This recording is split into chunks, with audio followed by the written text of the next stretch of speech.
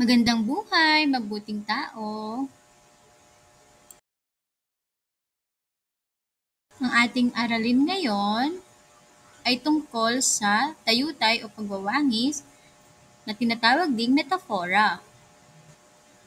Ang layunin ng ating aralin ngayon ay natutukoy ang tayutay, pagwawangis o metafora sa pagbibigay kahulugan ng pahayag sa binasa o napakinggang teksto. Alam niyo ba minsan na ang manunulat at makata ay may kakaibang paraan ng paglalarawan sa kanilang mga ideya?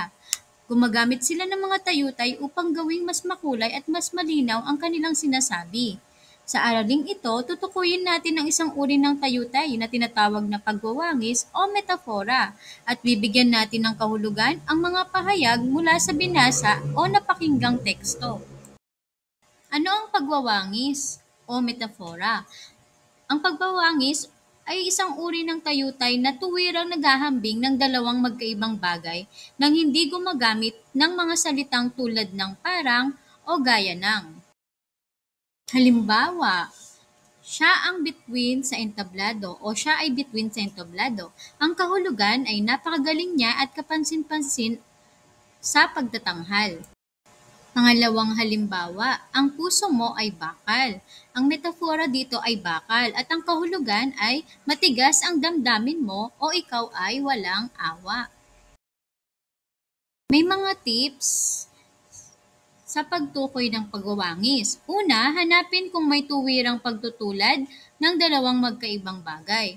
Pangalawa, tiyakin na walang salitang parang, gaya, tulad o katulad. At pangatlo, bigyang kahulugan kung ano ang ibig sabihin ipaiwatig ng pahayag.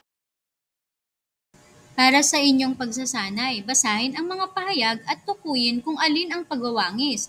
Pagkatapos, bigyan ito ng kahulugan.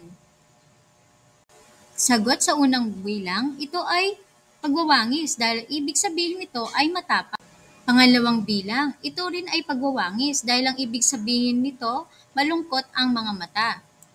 Pangatlo, meron itong salitang parang kaya ito ay hindi pagwawangis.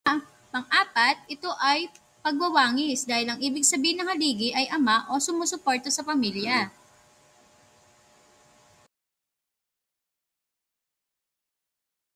Nawa, may natutunan kayo sa aralin natin.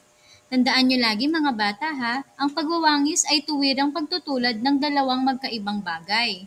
Hindi ito gumagamit ng parang, gaya o tulad. Layunin nitong gawing mas malinaw at masining ang pagpapahayag. Sa susunod na pagbabasa o pakikinig ninyo ng kwento, subukan ninyong tukuyin ang mga pagwawangis at bigyang kahulugan ang mga ito. Iyon lamang mga bata, nawa may natutunan kayo sa ating aralin. Ako nga ulit si Teacher Ayet, ang inyong online Filipino teacher. Hanggang sa muli, paalam, mabubuting tao!